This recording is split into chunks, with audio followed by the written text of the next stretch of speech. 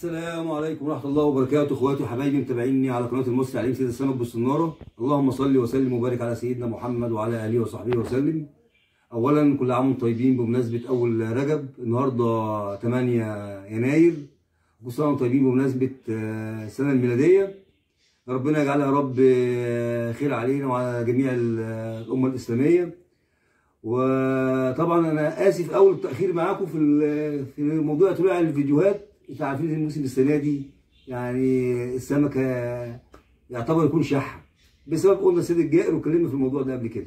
الاول ندعي لاخواتنا في فلسطين يا رب ان ربنا يثبتهم، ويا رب ان يديهم البرد على قد الغطا. الجو صعب جدا، البرد السنه دي برد شديد، وطبعا اكيد كلنا مر بظروف البرد دي والدور عدى على اغلبيتنا، فربنا يسترها يا رب على الجميع. النهارده موضوعنا ان انا ان شاء الله نازل الاسبوع دوت اصطاد بالريم، فقلت لا فرصه ان انا اتكلم معاكم عن الصيد بالريم. صيد بالريم صيد يعني اللي ما صادش بالريم لازم يصطاد بالريم، هو اساس المتعه وهو اساس المزاج كله، انك انت تقعد تمشي في ريم، وحتى لو حجم السمكه شرايه صغيره بتستمتع بيها وطلع من عايز تطلع من الميه. اولا هنتكلم على باختصار سريع عشان عايز اطول عليكم، عشان الناس ما تقولش ان انا بطول ولا حاجه. فالعده بتاعتها لازم تكون عده خفيفه، استخدم انا عده خفيفه، يعني سواء بقى مكنه سواء فايبر. نفتح بس دي كده عشان لو حبينا نلم ولا حاجه. المكنه بتاعتك تستخدمها 1000 او 2000. الفايبر يكون صلابه 1 او صلابه 1.5، يعني حاجه تبقى شايفين الشرشوب بتاعها عامل ازاي. مش عايز افرد طبعا عشان احنا هنا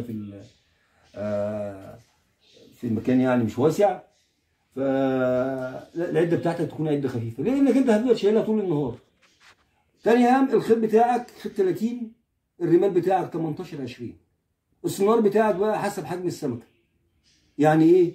يعني انا زي ما بقول لك كده هنختار عده خفيفه. فايبر هيكون طري صلابه 1، المكنه خفيفه، الخيط بتاعي الاساسي 30 25، الرمال بتاعي 20 18. السنار بتاعي ممكن اصطاد بقى بسنار 12، ممكن اصطاد بسنار 9، ممكن اصطاد بسنار 10، لغايه ما اصطاد بسنار 5 كمان، حسب حجم السمكه اللي انا برمي عليها. الرمال بتاعها حسب العمق اللي انا بشتغل عليه بتاع الميه اللي انا هرمي عليها. يعني انا هرمي على عمق متر، هعمل الرمال بتاعي مثلا في حدود 80 سم، ممكن اعمله 70 سم. ليه؟ الرمال بيبقى طاير، هنتكلم فيه فيما بعد. بس المهم ان انا اهم حاجه الفله. فله الريم لازم تكون فله صغيره، يعني ما اجيش فله الريم لازم تكون فله صغيره. وطبعا زي ما انتم شايفين كده انا مطلع حاجه الريم فيها جميع مقاسات الفلل اللي هي الصغيره، وممكن استخدم فيله اصغر من كده كمان، في موجوده عندي تحت. فليه الفله الصغيره؟ بيكون حساسه جدا، والميه اللي انت بتشتغل عليها بتكون ميه برضو بتختار ميه مش سريعه قوي. لو اختار ميه سريعه هركب فله كبيره عادي، بس برضو اهم حاجه ان انا فيها ان انا اوزن الفله. دي اهم حاجه في الصيد بالريم. طب طعميه الريم ان شاء الله انا هتعملها لكم. اكون جبت الريم ونزلت ان شاء الله يومين 3 اكون نزلت الميه، هتعملها لكم هناك على الميه. وازاي ان انا اختار الطعميه للسمكه على حسب حجم السمكه. برضو ما ينفعش ان انا اصطاد سمكه بشغلها على كفافي وادور طعميه ريم كبيره هيقعد يشد فيها ويقصف فيها. لا انا هنختار الصنار والطعميه عشان كل فله تبقى بسمكه ان شاء الله. يعني احنا بنجتهد والرزق ده بتاع ربنا، بس احنا بنجتهد وبنقول اللي احنا هنعمله. ان انا ارفع الطعميه، ما اكبرش الطعميه، اقصر الطعميه شويه، ما اخليش السمكه تقعد تقصف فيها كتير. الطعميه السمكه الكبيره بنديها طعميه كبيره، انها الساعه زي ما احنا عارفين الريم السمكه بتشرب الطعميه. الفوسفوره اللي احنا كنا بنتكلم عليها قبل كده ان هي ليها دور، الفوسفوره اللي بتخلص مننا ليها دور في موضوع صيد بالريم. فانا طبعا حابب ان انا اعملها معاكم. بجيب فوسفوره زي كده وبقطعها زي كده، وبفضي الميه اللي فيها، وبجيب الرايه. طبعا كلنا عارفين الرايه اللي هي زي دي كده، دي مهمه جدا لان انت بتصطاد في الريم في الشمس، فدي بتبقى باينه وانت مركبها في الغماز. وبقوم جاي ايه قاطعها الزياده بتاعتها من هنا كده.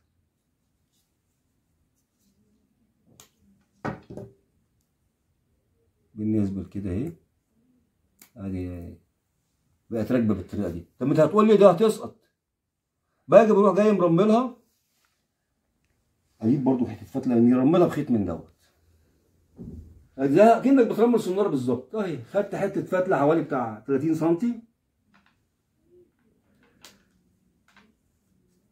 اهيت، وزي ما كاني برمل السناره بالظبط، فرده كده وفرده كده، وباجي عليها زي ما عاملها انا كده اهو. احسن من اللزق بالامير وانك انت تسخن عليها وتسيحها وترمل عادي كده، تلفها قد 10 لفات وتروح شادد الفرده الثانيه كده وحرق عليها، بقت ماسكه فيها زي الحديده. وقوم جاي قاطع الزياده. هاجي على الخيط بتاعي الاساسي، البس النضاره بقى عشان ايه يبقى مع بعضينا ايه ما نطولش عليكم. ادي الخيط الاساسي بتاعي اهوت. هو عامل لي هنا في الرايه خرم من فوق اهو، في فتحه من فوق اهي، هركب فيها دي كده.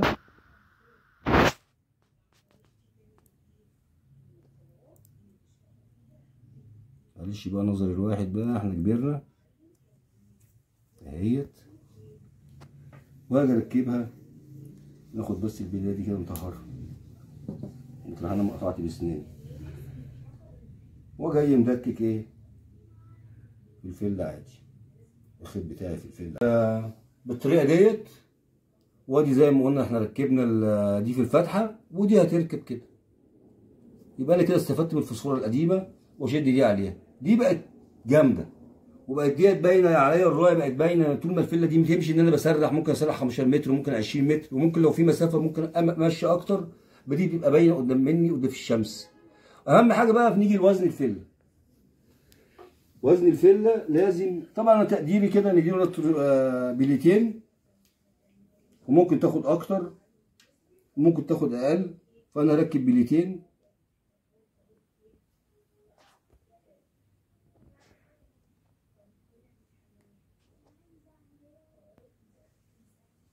ادي واحده وادي التانية.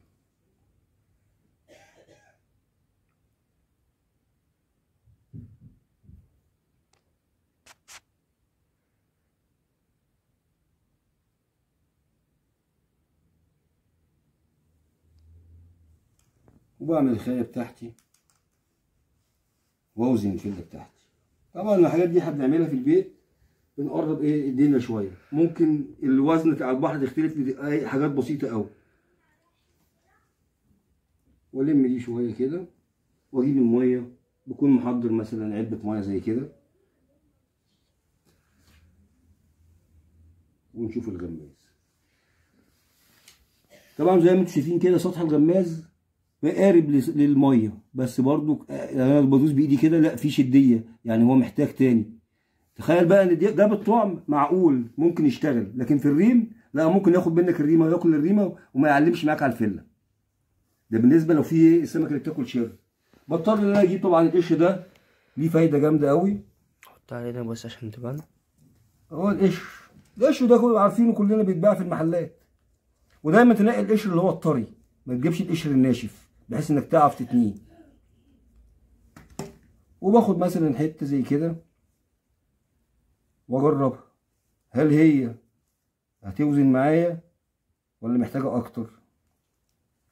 مش هلفها كلها، وانزل تاني كده واجرب يا دوبك اهي. شايفين سطح الغماز فين كده؟ اي حاجه هتمسك فيها هتعلم عليها على طول، هتنزل بيها على طول زي ما انتم شايفين كده. دي الوزن الصح بالنسبه للريم. ممكن وانا على الميه لا الاقيها مع كبسه الميه بتنزل على طول، ممكن اخف شويه من قشره، ممكن الاقيها لا لسه محتاجه على الميه بتاعت النيل، لكن انا شايفها كده هي كده معقوله. لكن مع كبسه الميه ممكن تنزل على طول. بص الاقيها ماشيه نزل تنزل لوحديها على طول. اروح خافف من دي شويه، يعني ممكن اخفف من دي شويه كده.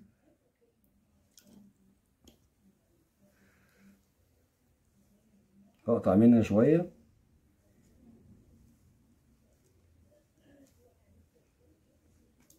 زي كده، وارجع اوزنها تاني. الحاجات دي بحب ان احنا نعملها مع بعضينا عشان برضو انت تبقى شايف. اهم حاجه اعمل حاجه صح بتاعتك، وبعد كده التوفيق ده بتاع ربنا بالنسبه ايه للصيد.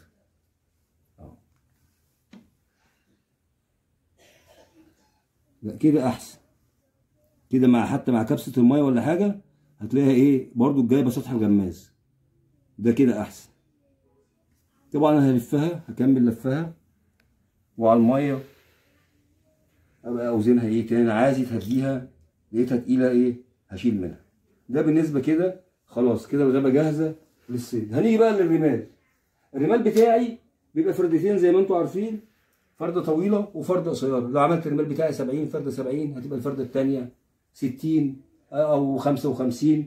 لازم اجيب قشر الرصاص بقى ايه بقى، بلاقي قطره منه زي كده واقطعه حتت صغيره بالمقص كده، اجيب مقص واقطعه حتت صغيره، وحته زي دي مثلا كده اروح قاطعها نصين، والف حته من دي في الفرده اللي فوق مش في اللي تحت، فرده السناره اللي فوق الفها. ليه؟ عشان دي تاخد الريمه وتنزل بيها.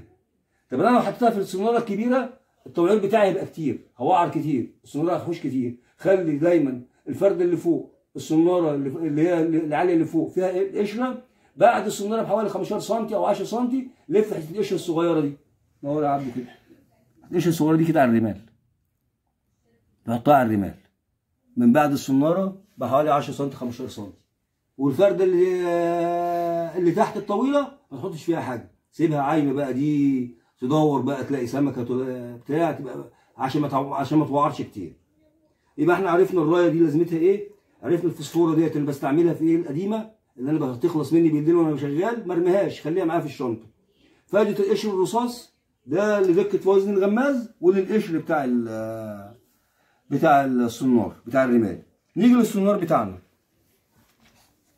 السنار اللي هو المعروف الجوكر للريم، ابدا بالعشره. يعني لو انا هصطاد بسناره 10 هيجيب جميع انواع السمك، 10 او 9 او 7. 7 طبعا لو شرايه لا استحسن ان انا اركب سنار 10 او اقل من كده. يعني سنار 7 زي ده كده، ده انا بنزل فيه مثلا لو السمكه اللي بتقع تقيله. ده بالنسبه للسنار المستاد القديم. بالنسبه للسبعه ده بيجيب اي حجم، يقع معاك اي حجم سمك بيجيبه. يعني احنا مش عايزين نقول مثلا سمكه كيلو سمكه نص كيلو، احنا ما بنعرفش نوزن، احنا اللي بيطلع بركه من عند ربنا. طبعا انا هبدا ان شاء الله بالسنار اللي هتتخيلوا، بالسنار ده سنار 12 وسنار 11، لان انا عارف الايام دي ايام مش ايام ريم لسه خالص. ادي السنار اللي انا هشتغل بيه، بدايه اللي هشتغل بيه بتبقى فتله، وهوريها لكم ان شاء الله على الميه وانا شغال بيها. عارف اللي هتقع سمكه حجاري، ممكن نوع سمك رباع، ممكن نوع سمك نصاص، ممكن اغير بقى في الساعه دي، اغير سنار 9، اغير سنار 10، لكن لا هبدا بالسنار دوت، لان انا عارف الايام ديت السمكه هتاكل بالريم ان شاء الله من بدايه اول الجو ما يدفي، من بعد شهر مشير، من شهر 3 كده ان شاء الله هيبقى داخل علينا رمضان. كل سنه وانتم طيبين. ممكن بقى كل جمعه الواحد ينزل ايه شويه كده قبل الجو ما يحرر والشمس تحمى جامد، ينزل شويه الصبحيه. لكن ان شاء الله من شهر 4 هتلاقي السمكه بتاكل حلو قوي بقى، يبقى موسم المران لكن السمكه هتاكل حلو بالريم ان شاء الله من شهر مشير، من اول المويه الجديده باذن الله، احنا بنسميها المويه الجديده. فده كان كلامنا عن النهارده عن موضوع الصيد بالريم. صيد بالريم صيد ممتاز، يعني اتمنى الكل يجرب بيه. يا عم تقول لي ما بعرفش لف الريم، لف الريمه زي ما يكون، هنتعلم لفتها ان شاء الله على الميه باذن الله. هصور لكم فيديو ان شاء الله واحنا بنلف الريمه، وان شاء الله احنا بنضرب سمك ان شاء الله، والسمكه هتاكل واحنا بنضرب سمك. مش عايز اطول عليكم اكتر من كده. يا رب يكون النهارده الفيديو يكون فيه افاده. وحشني، وانا متشكر جدا جدا على التعليقات اللي بتيجي الجميله. ويا رب دايما يا رب دايما كده متجمعين في الخير، وكل سنه وانتم طيبين، وبعض الايام ان شاء الله.